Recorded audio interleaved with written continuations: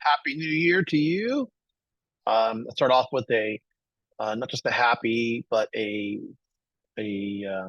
healthy and fruitful New Year and a mindset. I come to ARTO for over 25 years. I mean, 30 years. I come here and I drink and I smoke and I pray in multiple orders, drink coffee, and I journal. And today I wrote down many things on my wall. I may show it later, but I wrote down here. It says there is now and maybe a tomorrow. Yesterday was real, but we can choose what we want to discard and keep and how to use it.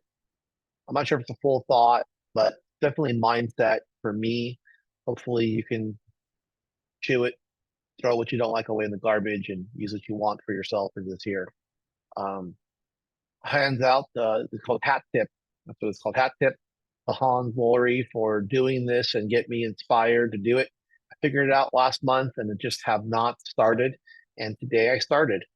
This is one slide. Hopefully, I will do multiple slides in the future post for what's it called, for projects or new items to get across my heart, my mind to you.